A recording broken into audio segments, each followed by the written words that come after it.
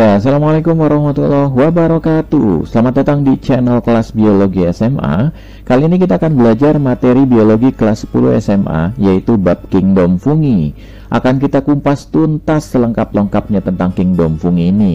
Untuk materi tentang kingdom fungi akan saya bagi menjadi dua video, di mana di video pertama kita akan membahas ciri-ciri struktur kingdom fungi berserta dengan simbiosisnya dengan cyanobacteria dan simbiosisnya dengan akar tanaman. Sedangkan di video kedua nanti kita akan membahas tentang reproduksi aseksual dan seksual, klasifikasi kingdom fungi beserta perannya dalam kehidupan. Kita mulai saja materi tentang kingdom fungi, yaitu ciri-ciri, struktur, dan simbiosis mutualisme kingdom fungi. Ya, berikut adalah peta konsep tentang kingdom fungi, di mana materi kingdom fungi mencakup ciri-ciri fungi yang meliputi struktur, cara memperoleh makanan, serta simbiosis fungi dengan cyanobacteria dan simbiosis fungi dengan akar tumbuhan. Selain itu, kita juga akan belajar tentang reproduksi fungi, di mana reproduksi fungi dibagi menjadi dua, yaitu aseksual dengan seksual. Selain itu, di kingdom fungi juga kita akan belajar klasifikasi fungi, di mana fungi akan dibagi menjadi filum Chytridiomycota, filum Zygomycota, Ascomycota, Basidiomycota, dan filum Deuteromycota. Selain itu, pada materi kingdom fungi, kita juga akan belajar peran fungi dalam kehidupan, baik yang menguntungkan maupun yang merugikan. Untuk ciri-ciri, struktur, dan simbiosis mutualisme kingdom fungi akan kita pelajari pada video ini. Sedangkan reproduksi aseksual, seksual, klasifikasi, dan peran fungi dalam kehidupan akan kita pelajari di video bagian kedua.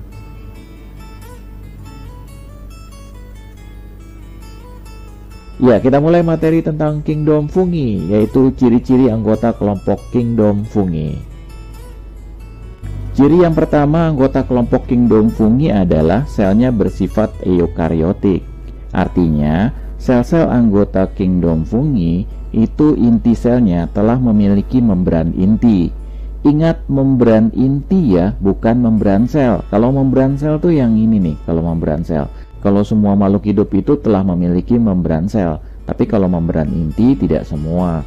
Contohnya yang tidak memiliki adalah anggota dari kingdom Monera, di mana semua anggotanya tidak memiliki membran inti, seperti gambar berikut ini. Makhluk hidup yang inti selnya telah memiliki membran inti, ini dikelompokkan ke dalam kelompok eukariotik, sedangkan yang tidak memiliki membran inti dimasukkan ke dalam kelompok prokariotik. Kelompok prokariotik itu cuma ada satu kingdomnya, yaitu kingdom Monera. Jadi, selain kingdom Monera, termasuk kelompok fungi, itu adalah eukariotik. Ciri berikutnya dari kingdom fungi adalah dinding selnya mengandung zat chitin.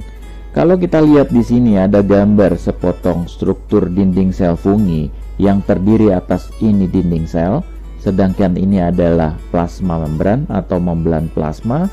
Kemudian di bagian sini adalah sitoplasma sampai dengan inti sel di bagian tengahnya.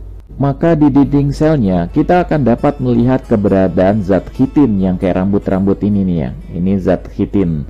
Dan zat chitin inilah yang menjadi pembeda utama antara kingdom fungi dengan kingdom plantae. Di mana kingdom plantae atau tumbuhan, dinding selnya tidak mengandung zat chitin, namun mengandung zat selulosa. Sedangkan fungi kita tidak melihat struktur selulosa di dalamnya. Jadi, fungi tidak mengandung selulosa pada dinding selnya. Ya, kita lihat di tabel berikut ini, filum dari kingdom fungi ada Chytridiomycota, Zygomycota, Ascomycota, Basidiomycota, di mana semuanya mengandung zat chitin ya, namun tidak mengandung selulosa di pada dinding selnya.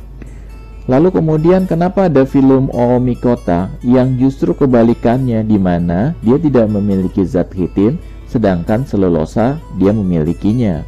Nah, oleh sebab itulah maka filum Oomycota ini dikeluarkan dari kingdom fungi, lalu dimasukkan ke dalam kingdom Protista, walaupun penampakannya mirip anggota kingdom fungi. Sehingga nanti di klasifikasi Protista kita akan mengenal adanya Protista mirip fungi, yang salah satunya yaitu filum Oomycota tadi. Ada juga Protista mirip tumbuhan atau kita kenal sebagai algae, dan ada juga Protista mirip hewan. Akan kita bahas lebih detail nanti di video Kingdom Protista. Lalu kenapa Oomycota tidak dimasukkan ke dalam Kingdom Plantae atau tumbuhan? Karena syarat untuk masuk ke dalam Kingdom Plantae tidak hanya disebabkan memiliki selulosa, tapi juga harus memiliki klorofil untuk fotosintesis. Dan juga struktur tubuhnya harus multiseluler kompleks. Dan kedua syarat itu tidak dimiliki oleh filum Oomycota maupun Kingdom Fungi. Lalu apa sih yang dimaksud dengan multiseluler kompleks dan apa yang dimaksud dengan multiseluler sederhana? Kita ambil contoh dalam hal ini adalah manusia yang termasuk ke dalam Kingdom Animalia. Manusia memiliki struktur tubuh yang tersusun atas banyak sel atau multiseluler. Sel-selnya memiliki bentuk dan struktur yang sama akan bergabung membentuk jaringan. Jaringan-jaringan yang memiliki fungsi yang sama akan bergabung membentuk organ, dan sekumpulan organ yang bekerja sama untuk melakukan fungsi-fungsi yang lebih kompleks membentuk sebuah sistem yang dikenal dengan istilah sistem organ. Misalnya sistem organ pencernaan, kemudian sistem organ ekskresi, sistem organ pernafasan, dan lain-lain. Sistem organ yang satu dengan sistem organ yang lain akan saling bekerja sama membentuk tubuh makhluk hidup, yaitu dalam hal ini manusia. Dan kalau kita telah lebih jauh, sistem organ pencernaan itu tidak mungkin melakukan tugas sistem pernafasan. Dan begitu pula kebalikannya, sistem organ pernafasan tidak mungkin melakukan tugas pencernaan. Jadi di dalam tubuh manusia terdapat pembagian-pembagian tugas antara satu sel dengan sel lain. Semuanya saling bekerja sama dan saling mempengaruhi. Inilah yang dimaksud dengan multiseluler kompleks. Beda halnya dengan multiseluler sederhana. Kita ambil contoh adalah fungi seperti pada gambar berikut. Kalau kita lihat struktur tubuh fungi, dan ini adalah animasinya, tubuh fungi tersusun atas banyak sel. Namun kalau kita amati lebih lanjut, sel-sel tersebut didominasi oleh sel-sel yang memiliki bentuk yang sama. Artinya, tidak ada pembagian tugas yang kompleks di dalam tubuh fungi. Tidak ada sel-sel yang memiliki bentuk dan fungsi yang sama kemudian bergabung membentuk beragam jaringan, kemudian jaringan membentuk organ, kemudian membentuk sistem organ, dan seterusnya. Jadi dalam hal ini kita tidak akan melihat organ-organ pada fungi atau sistem-sistem organ seperti sistem pernafasan, pencernaan, itu tidak akan kita temukan di fungi. Oleh sebab itu maka inilah yang dikenal dengan istilah multiseluler yang sederhana. Ciri fungi selanjutnya adalah ada anggota fungi yang tubuhnya hanya terdiri atas satu sel atau uniseluler, dan ada juga yang multiseluler. Namun multiselulernya sederhana ya, seperti yang telah saya jelaskan sebelumnya. Berdasarkan bentuk tubuh dan jumlah sel penyusun tubuh fungi, maka fungi dikelompokkan menjadi 3 kelompok besar, yaitu yeast atau bahasa Indonesianya adalah khamir, yaitu kelompok fungi yang seluruh anggotanya hanya terdiri dari satu sel. Dinamakan khamir karena ada anggota kelompok yeast yang mampu menghasilkan alkohol, sehingga diberi nama khamir atau dalam bahasa Arab yaitu khamr atau yang memabukkan. Kelompok selanjutnya adalah mold atau bahasa Indonesianya itu adalah kapang, yaitu kelompok fungi yang anggotanya tersusun atas banyak sel atau multiseluler dan tubuhnya berbentuk benang-benang. Benang-benang ini dikenal dengan istilah hifa.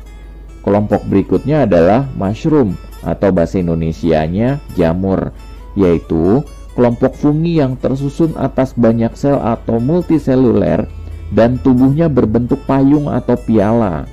Bentuk semacam ini dikenal dengan istilah fruiting bodies. Fruiting dari kata fruit buah dan bodies itu badan, atau diterjemahkan ke dalam bahasa Indonesia menjadi tubuh buah.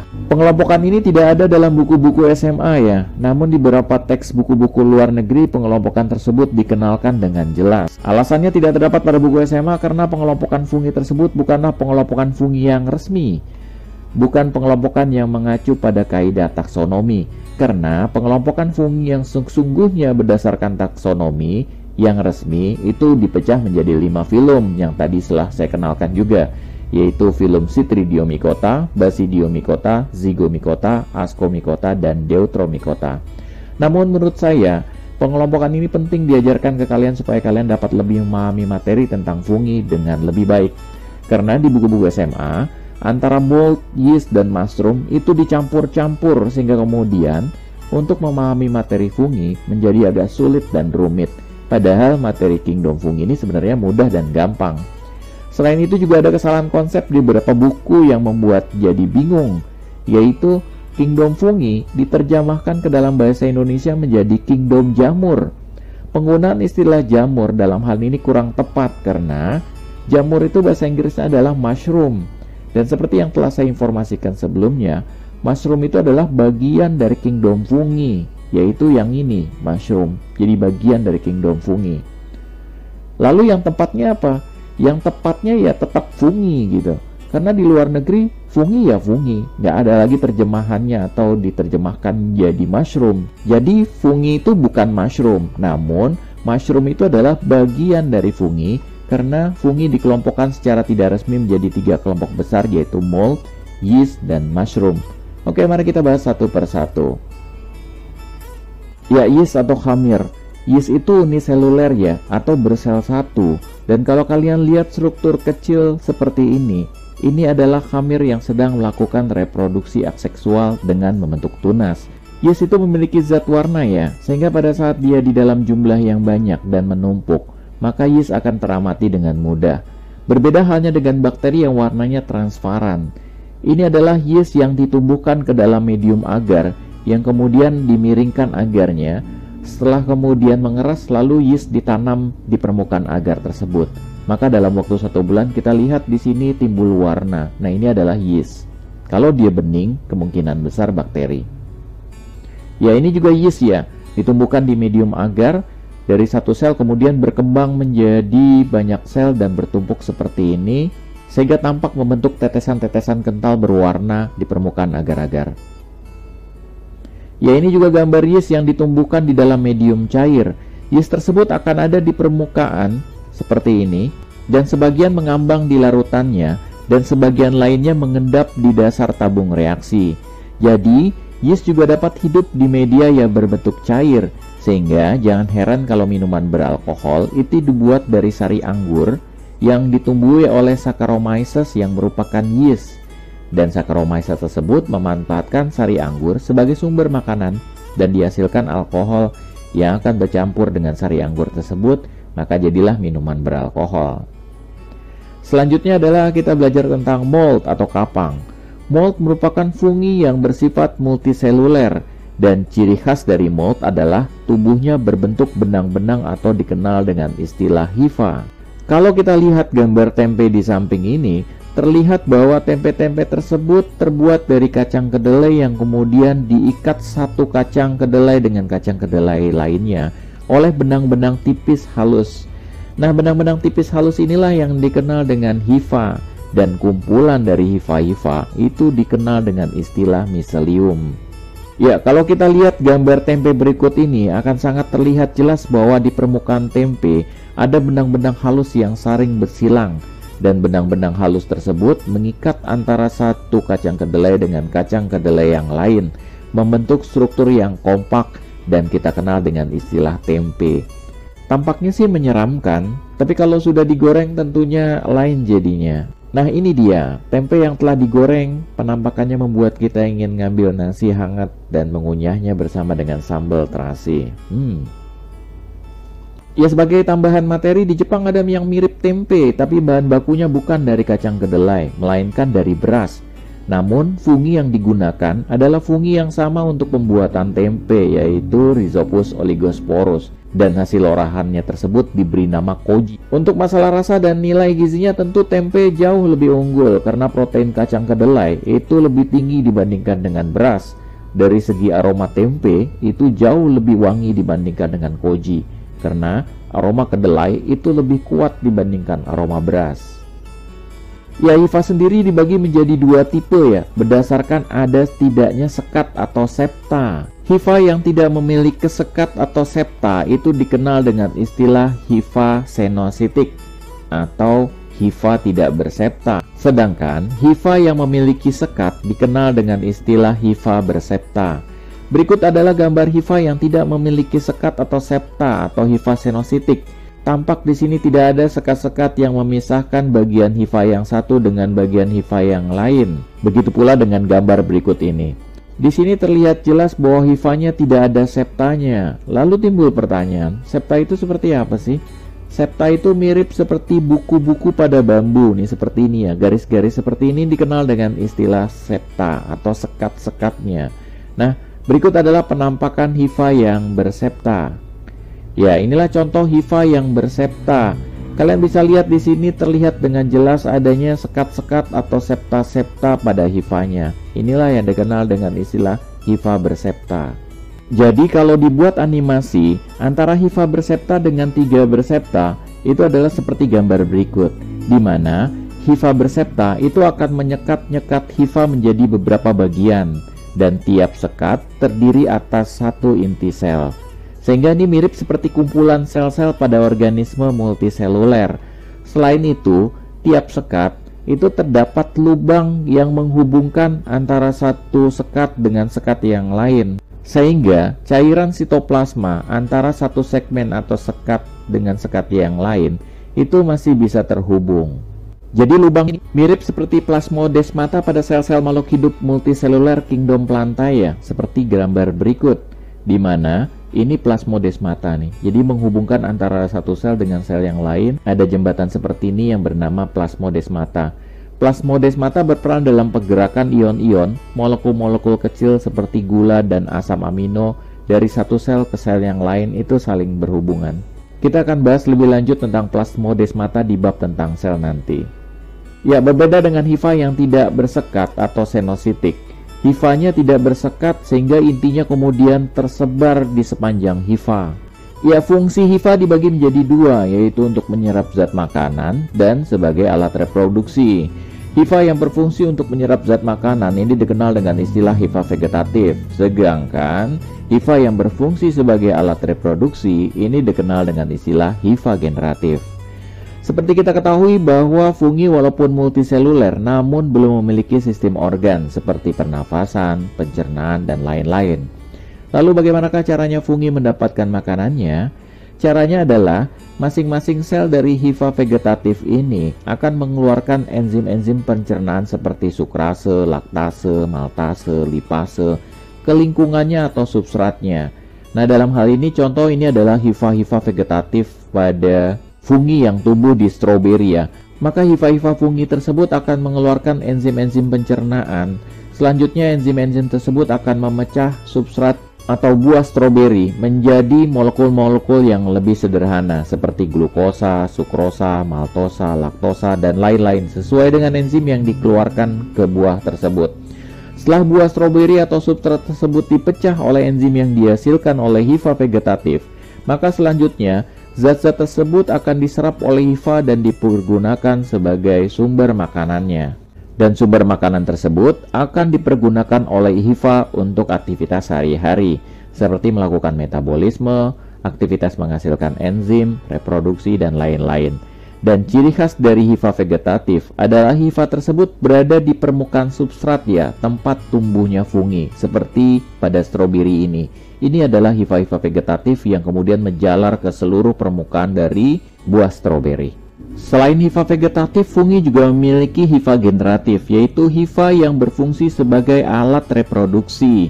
Berbeda dengan hifa vegetatif yang tumbuh di permukaan substrat, maka hifa generatif itu justru tumbuhnya ke atas seperti layaknya antena, menjauhi permukaan substrat. Namun sama seperti makhluk hidup lainnya, untuk dapat melakukan reproduksi, fungi juga butuh waktu yang cukup untuk dapat melakukan reproduksi, dan tiap-tiap fungi tentunya berbeda. Contohnya pada gambar roti ini, di mana roti ini telah cukup lama berjamur dan jamurnya juga setelah memenuhi roti. Selain itu, roti juga ditumbuhi oleh berbagai jenis jamur yang ditandai dengan adanya berbagai bentuk dan warna yang berbeda-beda di sini ya. Kalau kita lihat lebih seksama di permukaan atas setiap jamur, ini tampak adanya bulatan-bulatan berwarna hitam atau abu-abu tergantung dari jenisnya ya. Nah, bulatan-bulatan seperti pentul korek api ini itulah yang dikenal dengan istilah hifa generatif, yang di dalam bulatan tersebut dihasilkan spora sebagai salah satu alat reproduksi pada fungi secara seksual. Ya, gambar berikut memperlihatkan lebih jelas pertumbuhan hifa generatif ke arah atas, di mana di tiap-tiap ujungnya terdapat bulatan-bulatan seperti ini. Inilah yang dikenal dengan istilah kotak spora, dan di dalamnya terdapat spora sebagai alat reproduksi aseksual pada fungi. Ya, gambar berikut jauh lebih jelas lagi ya. Ini adalah gambar buah stroberi yang ditumbuhi fungi.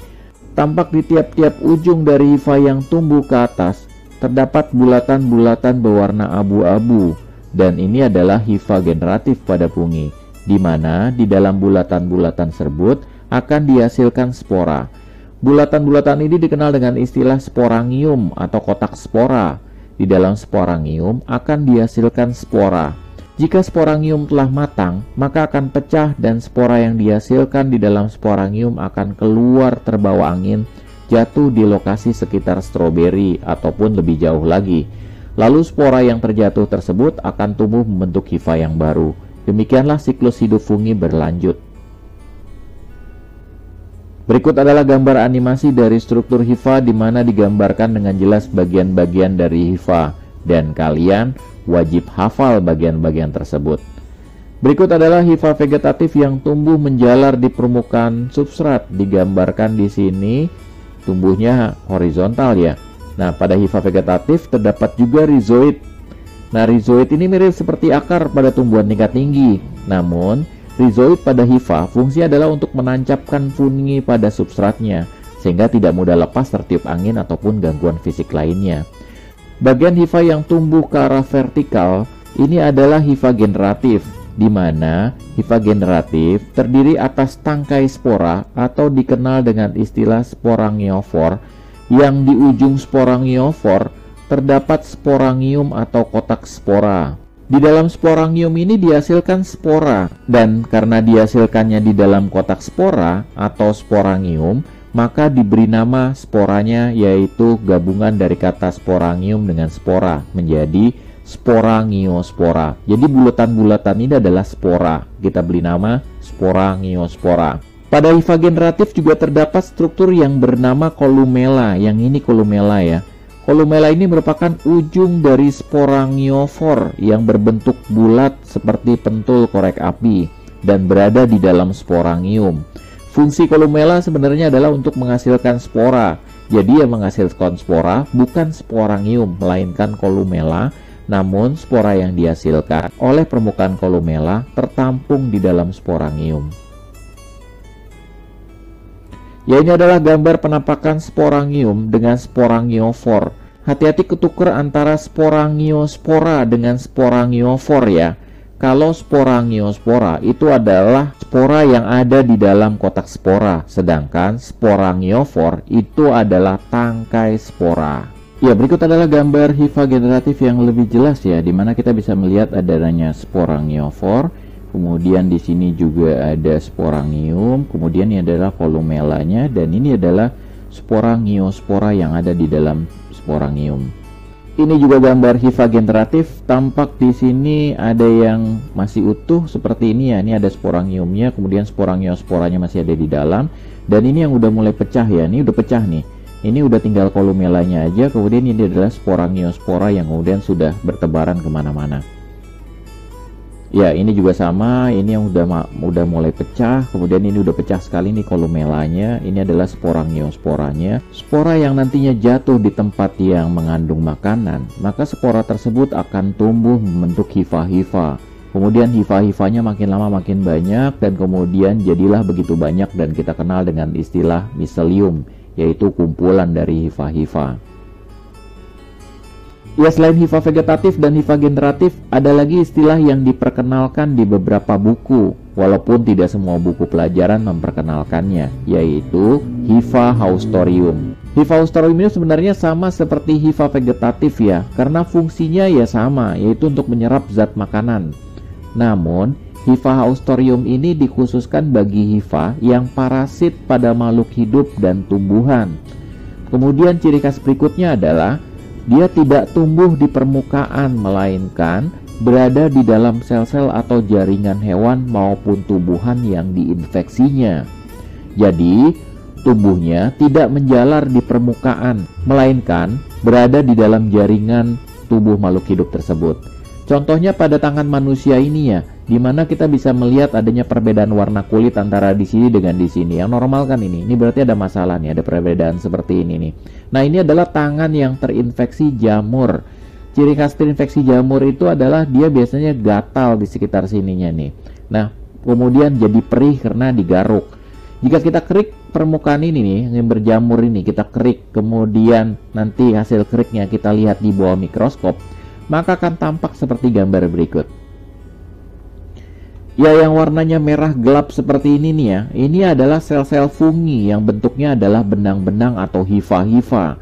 Sedangkan yang warnanya pucat seperti ini adalah jaringan atau sel-sel tangan manusia yang dia ambil sampelnya tadi.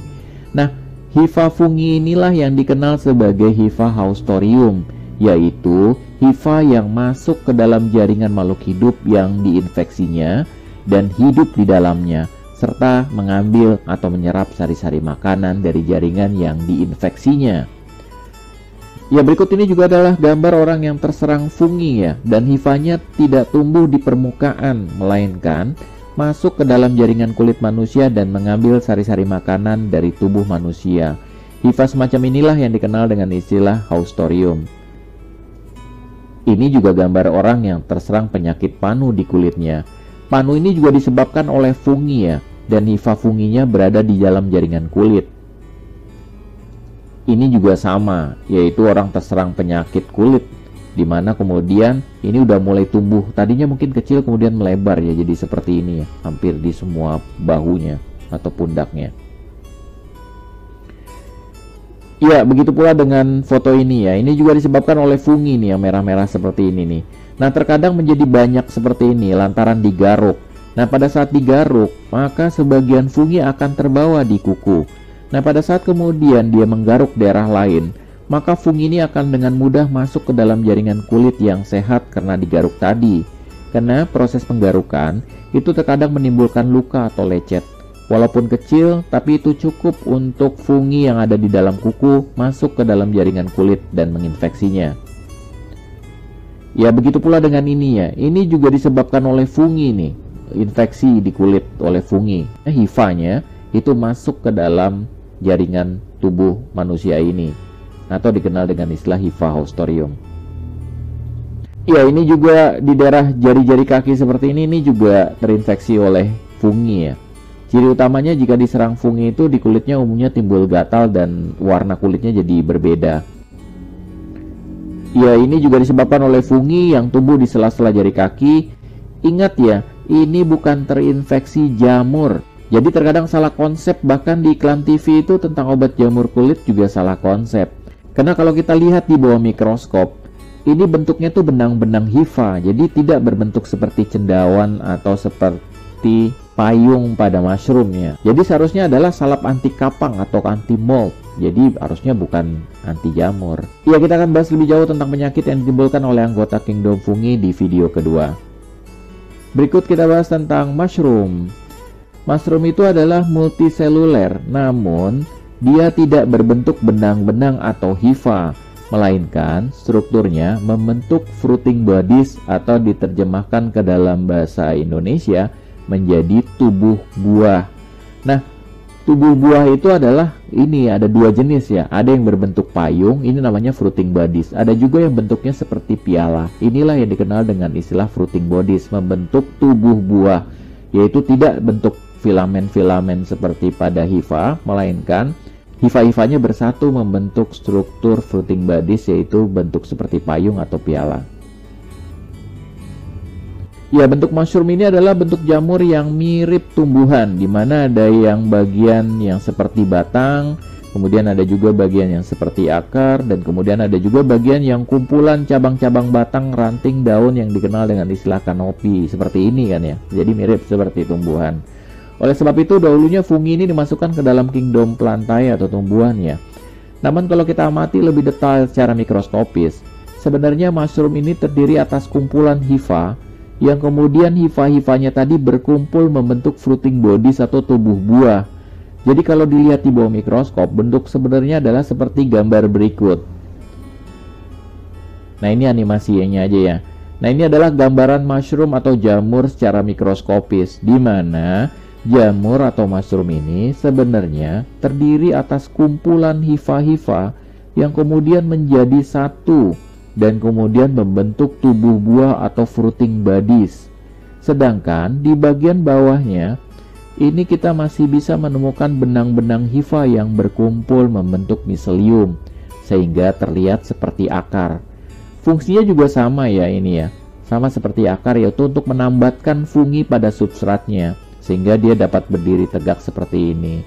Dan juga miselium ini juga untuk menyerap air dan zat-zat organik di sekitarnya sebagai sumber makanannya. Nah, pada saat kemudian jamur ini kita petik atau kita panen, maka biasanya miselium yang ada di bawahnya ini tidak ikut terbawa.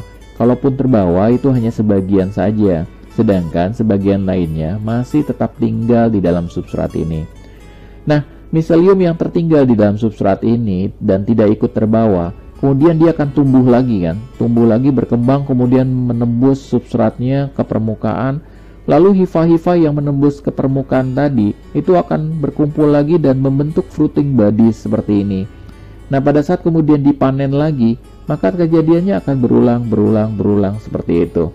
Jadi, selama ketersediaan sumber nutrisi dari substratnya serta air terpenuhi, maka fungi yang dipelihara pada saat dipanen tidak perlu dibibitkan lagi, karena akan terus tumbuh dan membentuk miselium lagi dan kemudian membentuk fruiting bodies lagi. Seperti itu seterusnya. Jadi sebenarnya mushroom itu tetap dalam bentuk filamen-filamen atau hifa-hifa, hanya dia bedanya dengan mold adalah kalau mold tidak bersatu ya membentuk struktur tubuh seperti ini, tapi melainkan terpisah aja seperti miselium yang di bawah ini. Tapi untuk mushroom dia bersatu gitu dan membentuk struktur seperti tubuh buah seperti ini, seperti payung atau seperti piala yang digambar sebelumnya. Ya, berikut adalah jamur atau mushroom yang bermanfaat bagi manusia. Yang pertama adalah jamur merang tentunya. Jamur merang variasinya banyak ya, ada yang putih seperti ini dan ada pula yang kecoklatan seperti gambar berikut ini. Ya, jamur merang umumnya diolah sebagai bahan makanan. Teksturnya yang kenyal serta lembut menjadi paduan yang sempurna untuk berbagai jenis masakan. Umumnya jamur merang diolah, dicuci terlebih dahulu, kemudian dipotong-potong memanjang seperti gambar berikut. Nah, berikut adalah berbagai macam masakan yang memanfaatkan jamur merang sebagai bahan utama maupun tambahan. Nah, seperti pizza ini. Nah, di pizza ini ada jamurnya ya. Nah, seperti ini. Nah, ini adalah jamur merangnya nih. Ini jamur merang seperti itu. Ya, ini juga sama nih jamur merangnya juga nih. Pizza masih kelihatan jamur merangnya seperti ini. Hanya bedanya dia pakai jamur merang yang putih ya. Ya, selanjutnya adalah jamur kuping. Dinamakan jamur kuping karena bentuknya mirip seperti kuping manusia pada saat di alam. Seperti ini gambarnya. Ya, seperti ini ya di alam tumbuhnya ya. Jadi mirip seperti kuping manusia. Jadi gemes, pengen jewer.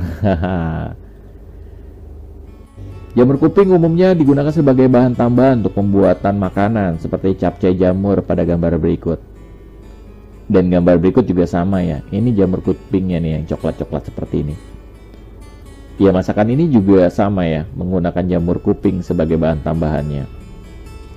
Ya, selanjutnya adalah jamur kancing. Dinamakan jamur kancing karena bentuknya seperti kancing baju kebaya, bulat seperti ini nih ya. Nah, ini adalah kancing baju kebaya. Ukurannya untuk jamur kancing lebih kecil dibandingkan jamur merang. Jamur kancing juga dimanfaatkan untuk berbagai bahan masakan seperti gambar-gambar berikut.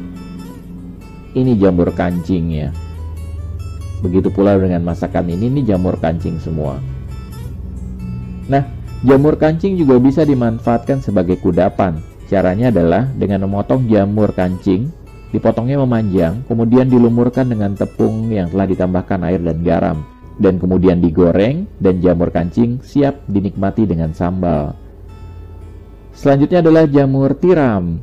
Dinamakan jamur tiram karena warnanya putih dan bentuk fruiting bodies-nya mirip seperti cangkangnya tiram yang menghasilkan mutiara. Nih seperti ini ya, ini kan kayak mirip kayak cangkang gitu ya. Nah, jamur tiram ini juga dimanfaatkan sebagai bahan makanan. Dan makanan yang paling favorit yang dibuat dari jamur tiram adalah jamur kriuk. Cara buatnya sih benar gampang ya. Jamurnya, tiramnya dipotong memanjang, lalu kemudian dibalurkan dengan larutan tepung yang telah diberikan air dan garam Selanjutnya tinggal digoreng dan ditiriskan, maka jadilah jamur kriuk seperti gambar berikut ini. Ya, inilah jamur kriuk favorit saya, teksturnya lembut dari jamur dan dipadu dengan garingnya tepung, benar-benar menggoda untuk digigit dan kita makan. Berikut adalah jamur shiitake. Jamur ini sedang trennya karena manfaatnya luar biasa, yaitu untuk meningkatkan imunitas, bisa menurunkan kolesterol dan juga sebagai anti kanker. Manfaatnya yang luar biasa ini sempat diliput di media elektronik. Saya berikan cuplikannya buat kalian semua. Ini dia. Terima kasih, Anda masih di Net 5. Nah, ini kalau tadi kita sudah bahas informasi mancanegara, sekarang kita kembali ke dalam negeri. Ini kita sebelum makan, kita bahas dulu serba-serbinya nih. Apa ini? Banyak jenisnya, banyak sekali manfaatnya, dan tentunya rasanya tuh lezat. Dan masuk sebagai bahan pangan berkategori seperti ini, salah satunya adalah jamur. Oh, oke, jamur. Nah, jamur shiitake adalah salah satu jenisnya. Betul. Berasal dari daratan Timur Asia. Jamur anti kanker dan kolesterol ini kini juga sudah menjadi satu bahan pangan terpenting di dunia. Merupakan satu dari daftar panjang keluarga besar anggota kerajaan jamur-jamuran. Inilah hiyoko alias shiitake, jamur pangan asal daratan Asia Timur. Namanya berasal dari bahasa Jepang. Shiitake berarti buah dari pohon shi, tanaman yang batang lapuknya menjadi media terbaik tempat tumbuh jamur ini. Populer di negeri Sakura, namun budidaya awal jamur ini di tanah Tiongkok, sehingga banyak pula yang menyebut jamur ini dengan jamur hitam Cina. Berawal dari Cina, shiitake dengan cepat mendunia. Karena lezatnya, juga tentu karena khasiat dahsyatnya. Di antaranya meningkatkan imunitas dan melawan kanker. Jadi lentilen itu terdapat di dalam jamur shiitake tersebut, dan itu dikatakan merupakan beta-glukan, termasuk golongan beta-glukan. Dan pada penelitian ternyata itu bisa membantu untuk ke arah memperlambat prosesi kanker atau untuk ke arah mencegah terjadinya kanker. Untuk manfaat optimal, tentu saja mengolahnya harus benar, terutama jangan terlalu lama memasaknya.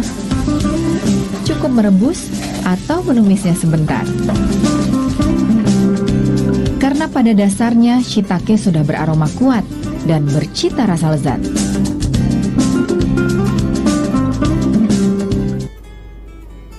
Ya, setelah kita bahas ciri dari kingdom fungi, yaitu berdasarkan jumlah selnya, dan berdasarkan jumlah sel tersebut serta bentuknya, maka fungi dibagi menjadi 3 kelompok, yaitu mold atau kapang, yeast atau khamir, dan mushroom atau jamur.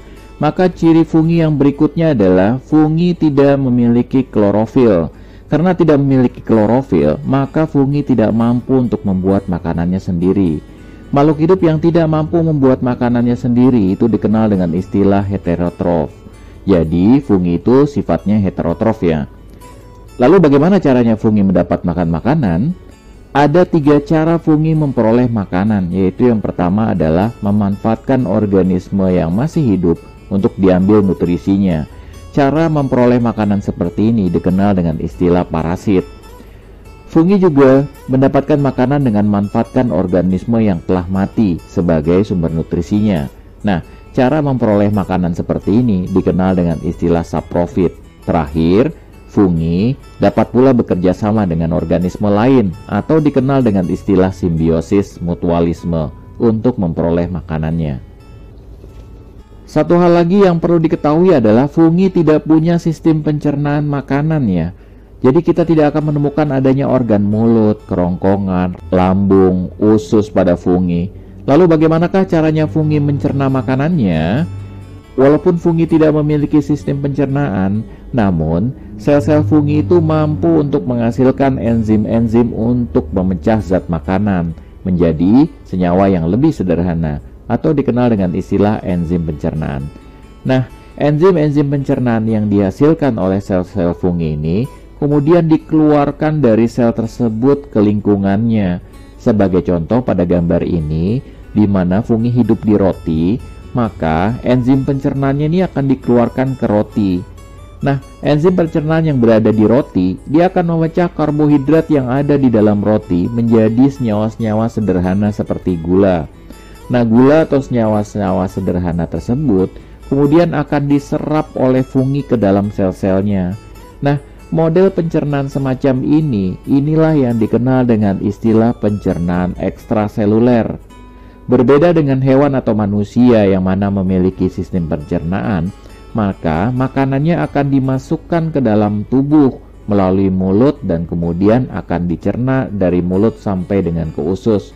Lalu di usus barulah zat makanan tersebut akan diserap dan kemudian diedarkan ke seluruh tubuh. Karena proses pencernaan makanan di dalam tubuh, maka makhluk hidup tersebut seperti manusia dan hewan, maka pencernaan semacam ini dikenal dengan istilah pencernaan intraseluler. Jadi kalian sudah paham beda ekstraseluler dengan intraseluler. Ya, kita bahas satu persatu cara memperoleh makanan pada fungi, yaitu dari parasit, saprofit, dan kemudian simbiosis mutualisme. Kita mulai dari parasit terlebih dahulu. Parasit adalah cara memperoleh zat organik atau zat makanan dengan memanfaatkan organisme yang masih hidup. Contohnya adalah pada kaki manusia ini, di mana fungi hidup di dalam jaringan kulit pada kaki manusia dan memanfaatkan zat-zat organik atau zat-zat makanan yang ada di dalam kaki ini untuk dijadikan sebagai bahan makanan pada fungi. Tidak hanya pada manusia, fungi juga dapat parasit pada tumbuhan. Contohnya adalah Ustilagomaides yang menyerang tanaman jagung dan menyebabkan penyakit yang disebut sebagai corn smut, atau di Indonesia menjadi penyakit gosong bengkak ya, seperti pada gambar berikut, yaitu biji jagung menjadi berwarna abu-abu, kehitaman dan membesar. Ustilagomaides ini akan hidup dan tumbuh di dalam jagung dan menyebabkan perubahan warna jagung menjadi abu-abu gelap.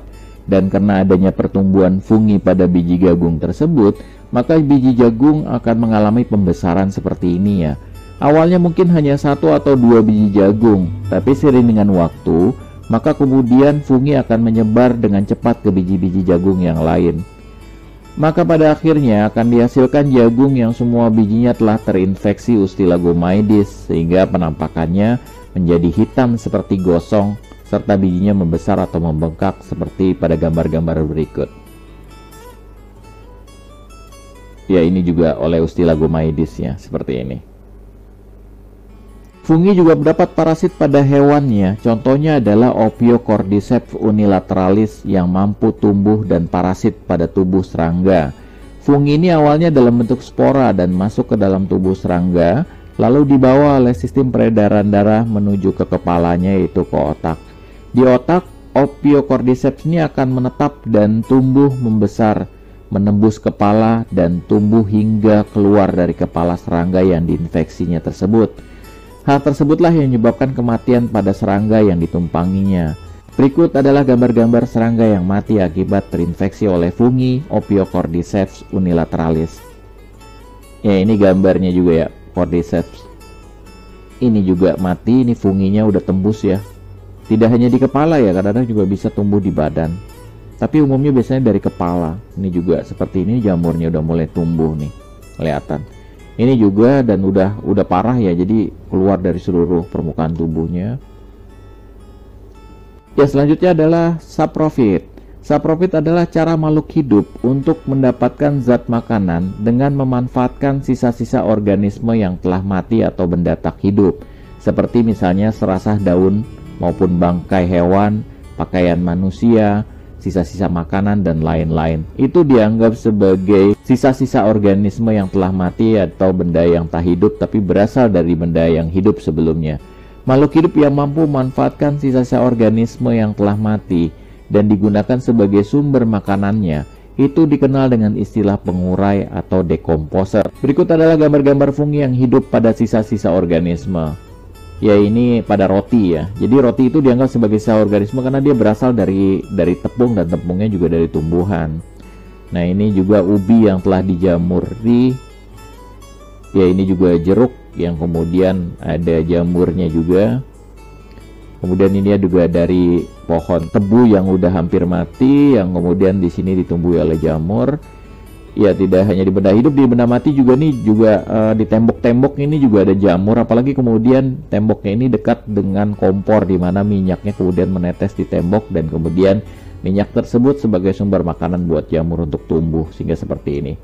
Atau bisa juga karena kelembabannya, seperti misalnya orang-orang di luar negeri yang punya rumah di bawah tanah, maka pada saat kemudian dari musim salju yang dingin kemudian masuk musim semi yang hangat, maka kemudian biasanya rumahnya kalau tidak dirawat dia akan penuh dengan jamur seperti ini.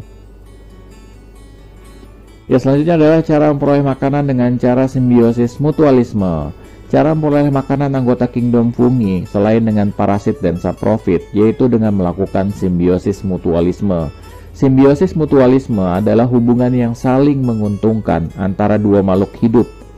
Fungi dapat melakukan simbiosis mutualisme dengan anggota kingdom Monera, yaitu dari kelompoknya Cyanobacteria, dan kemudian keduanya akan membentuk struktur baru yang dikenal dengan istilah lichen atau lumut kerak.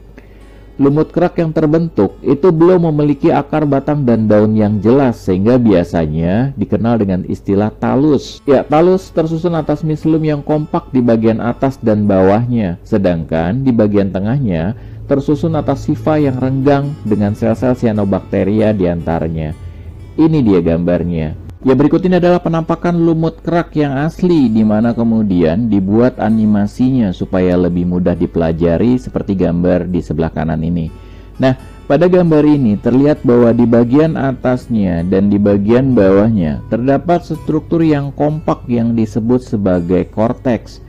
Korteks ini sebenarnya tersusun dari hifa-hifa fungi yang bersimbiosis, namun pertumbuhannya sangat rapat ya. Berbeda dengan bagian tengah dari lichen, di mana juga terdapat hifa-hifa fungi, namun pertumbuhannya tidak terlalu rapat di sini.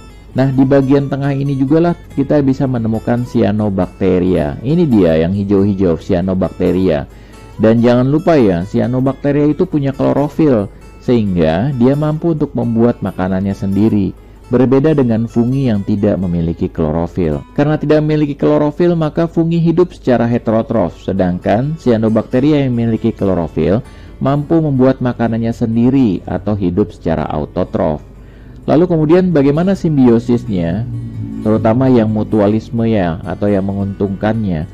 Nah, hasil fotosintesis dari Cyanobacteria, yaitu berupa zat makanan, selain dimanfaatkan oleh Cyanobacteria itu sendiri untuk pertumbuhan dan perkembangannya, juga zat makanan tersebut akan diberikan kepada fungi. Sedangkan fungi yang memiliki hifa-hifa yang panjang itu mampu untuk menyerap air dan mineral dari lingkungannya secara efektif. Selain dipergunakan bagi fungi itu sendiri, air dan garam-garam mineral yang diserap itu akan diberikan kepada Cyanobacteria. Selain itu, fungi juga memberikan perlindungan bagi Cyanobacteria dengan adanya korteks yang sangat keras. Kemudian juga ada daerah yang renggang. Ini menyebabkan kemudian memberikan pertukaran gas yang baik bagi pertumbuhan Cyanobacteria maupun fungi tersebut. Itulah simbiosis mutualisme antara Cyanobacteria dengan fungi. Berikut adalah gambar lumut kelak yang telah kita pelajari juga pada saat membahas materi Kingdom Monera. Ini penampakan aslinya ya, dan ini adalah mikroskopisnya, di mana kemudian kita bisa melihat bahwa di lapisan atas dan lapisan bawah ini terdapat korteks yang tersusun atas hifa-hifa fungi yang tumbuh begitu padat dan kompak. Sedangkan di bagian-bagian dalamnya ini itu terdapat hifa-hifa yang tersusun renggang serta terdapat Cyanobacteria di lapisan atasnya. Ya, berdasarkan bentuknya, lichen dibagi menjadi 3 kelompok, yaitu Crustosa, Foliosa, dan Fructicosa. Crustosa adalah bentuk lichen mirip seperti kerak yang menempel pada substrat, yaitu pohon, batuan, tembok, dan lain-lain. Seperti terlihat pada gambar berikut, ini adalah Crustosa atau seperti kerak, nempel begitu saja gitu ya.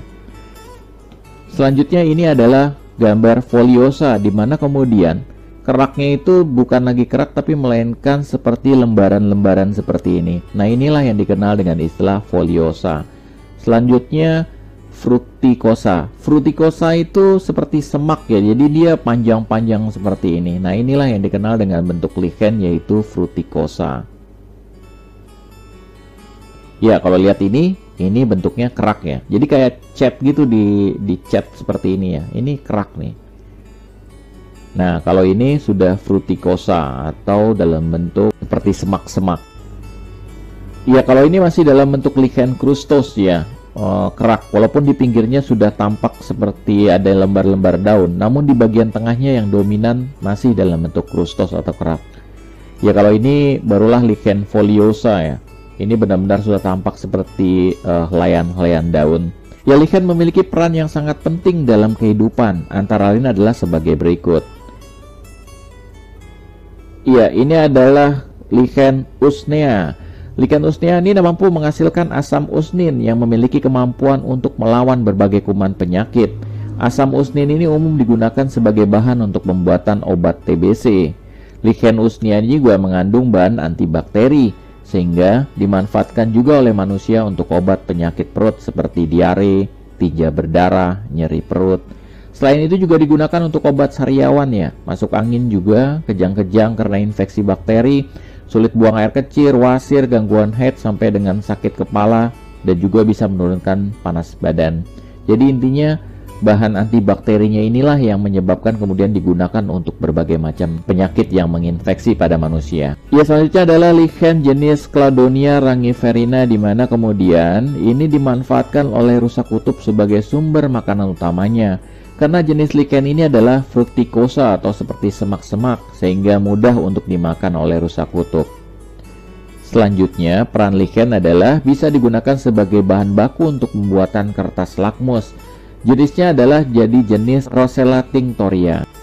Kertas lakmus digunakan oleh manusia untuk mendeteksi suatu larutan apakah bersifat asam, netral, atau basa. Tidak saya jelaskan lebih detail tentang kertas lakmus ya, karena ini kalian pasti sudah belajar di bagian kimia. Peran lichen berikutnya adalah sebagai organisme perintis, yaitu organisme yang mampu hidup di tempat-tempat yang tidak mungkin ditumbuhi atau dimanfaatkan oleh makhluk hidup untuk tumbuh. Contohnya adalah batuan ini, di mana tidak ada makhluk hidup yang mampu memanfaatkan batuan sebagai sumber makanannya. Namun, lichen mampu untuk hidup di batu. Walaupun lichen tidak memanfaatkan batu sebagai sumber makanannya, melainkan sebagai tempat hidupnya saja. Karena lichen merupakan simbiosis yang mampu untuk membuat makanannya sendiri. Lichen juga mengeluarkan zat sisa dari hasil sisa metabolismenya. Nah, zat-zat sisa dari lichen inilah kadang-kadang bersifat asam sehingga mampu untuk merusak batu-batuan yang ditempelinya atau ditumpanginya, sehingga batu lambat laun akan hancur dan membentuk tanah. Nah, tanah yang terbentuk akibat penghancuran oleh lichen inilah baru dapat dimanfaatkan oleh tumbuhan lain untuk hidup. Karenanya, lichen dianggap sebagai organisme perintis. Fungsi lichen berikutnya adalah sebagai indikator pencemaran udara. Kalau kita lihat pohon besar yang tumbang dan berada di pinggir jalan ini, nampak di batangnya mulus tanpa adanya lichen yang menempel. Hal tersebut menandakan bahwa di daerah tersebut, ya tepatnya di pinggir jalan ini, itu udaranya sudah tercemar oleh logam berat yang berasal dari knalpot kendaraan bermotor. Berbeda halnya dengan pohon yang ada di hutan-hutan atau di daerah-daerah yang jauh dari asap kendaraan bermotor, maka kita akan menemui batang tumbuhan dipenuhi oleh berbagai jenis lichen, menandakan bahwa di daerah yang jauh dari aktivitas kendaraan bermotor atau di hutan-hutan, udaranya masih bagus dan tidak tercemar oleh logam berat.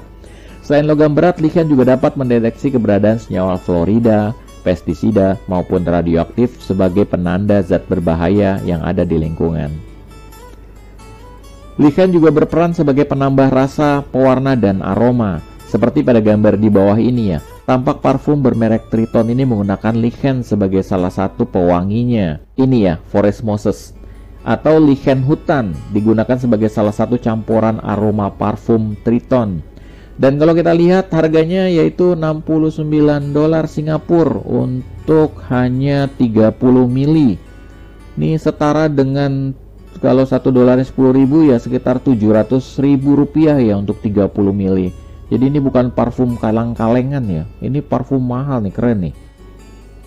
Simbiosis mutualisme berikutnya adalah antara fungi dengan akar tanaman membentuk struktur yang dikenal dengan istilah mikoriza. Mikoriza berasal dari kata miko artinya jamur, sedangkan riza dari kata rhizoid atau akar. Jadi, mikoriza adalah simbiosis mutualisme antara fungi dengan akar tanaman. Hati-hati ketukar dengan mikologi ya. Kalau mikologi itu adalah ilmu yang mempelajari tentang fungi.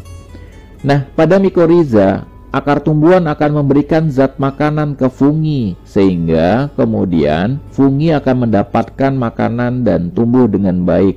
Sedangkan fungi dengan penjuluran-penjuluran hifanya itu akan menyerap air dan garam mineral dari tanah, dan sebagian air dan garam mineral tersebut akan dimanfaatkan oleh fungi dan sebagian lainnya akan diberikan kepada akar tanaman tersebut. Kalau kita lihat gambar di samping ini adalah tampak rumput yang tidak mengandung mikoriza, sedangkan yang ini adalah rumput yang mengandung mikoriza. Rumput yang tidak mengandung mikoriza ini akarnya pendek ya, dan pertumbuhan rumputnya juga tampak tidak baik. Berbeda dengan gambar di sampingnya, di mana di sini tampak adanya mikoriza yang putih-putih ini ya. Dan mikoriza ini dalam bentuk penjuluran-penjuluran putih seperti ini ya, sebagai extensionnya dari akar-akar atau bulu-bulu akar atau rambut-rambut akar pada tumbuhan, sehingga kemudian akarnya menjadi seolah-olah bertambah panjang. Dan penjuluran-penjuluran putih inilah yang menyebabkan kemudian kemampuan tanaman untuk menyerap air dan mineral dari tanah jauh lebih efisien dibandingkan dengan yang tidak. Maka kemudian kita akan mendapatkan tanaman yang ada mikorizanya itu akan tumbuh jauh lebih baik dibandingkan dengan yang tidak ada. Ya, berdasarkan kedalaman jaringan hifa yang bersimbiosis dengan akar tanaman, maka mikoriza dibagi menjadi dua ya, yaitu pertama adalah endomikoriza dan yang kedua adalah ektomikoriza. Dikatakan endomikoriza jika hifa pada fungi itu menembus sampai ke jaringan parenchim pada korteks akar tanaman. Sedangkan jika hifanya hanya ada di jaringan epidermis dan sedikit mungkin akan menembus ke dalam jaringan korteks, namun dominannya tetap di epidermis, maka ini dikelompokkan ke dalam ektomikoriza. Umumnya ektomikoriza memiliki jaringan-jaringan fungi yang meluas dan melebar di tanah, sehingga penjuluran-penjuluran hifa ini mampu menjangkau air dan mineral yang jauh dari akar tanaman yang sesungguhnya. Ya, berikut saya sajikan gambar animasi ektomikoriza dan endomikoriza. Kita mulai dulu dari endomikoriza. Ya, ini adalah gambar potongan batang tanaman yang kemudian saya ambil sebagian lapisannya segini nih ya. Kemudian ini dia saya perbesar. Maka kemudian kita dapat melihat bahwa ini adalah lapisan epidermisnya dan ini adalah lapisan korteksnya. Kemudian di sini ada empulur ya. Ini melingkar ya seperti yang ini ya. Hanya saya ambil sebagian saja. Nah, tampak di gambar animasi ini, hifa-hifa jamur yang berwarna biru ini itu dia mampu untuk menembus lapisan hingga ke korteks. Ini epidermis tembus hingga ke korteks, menandakan bahwa tipe dari mikoriza ini adalah tipe endomikoriza. Berbeda dengan gambar yang berikut ini. Di sini tampak bahwa ini adalah lapisan epidermis dan ini adalah korteks. Dan kita lihat di sini ternyata hifa-hifanya yang berwarna biru itu memenuhi daerah epidermis dan permukaannya. Sedangkan hanya sebagian kecil saja yang menembus ke bagian korteks. Nah, inilah yang menandakan bahwa tipe dari mikoriza ini adalah ektomikoriza. Walaupun memang ada hifa yang sampai ke korteks ya, tapi dominannya hanya sampai di epidermis ya, yang gak sampai korteks itu hanya sedikit. Ya, demikian selesai sudah pembahasan kita tentang kingdom fungi, dari ciri-ciri, struktur, sampai dengan simbiosis mutualismenya untuk materi reproduksi aseksual dan seksual, beserta dengan pengelompokan fungi secara taksonomi dan peran fungi dalam kehidupan manusia, akan kita lanjutkan di video kedua. Sampai ketemu di video kedua. Terima kasih banyak atas perhatiannya. Saya doakan kalian sukses dalam belajar dan dimudahkan dalam menyerap ilmu pengetahuan. Jika kalian merasa video ini bermanfaat buat kalian, jangan lupa subscribe dan like video ini, karena subscribe dan like kalian mampu menghidupkan channel ini, sehingga saya dapat terus memberikan video-video yang bermanfaat buat kalian semua. Terima kasih. Wassalamualaikum warahmatullahi wabarakatuh.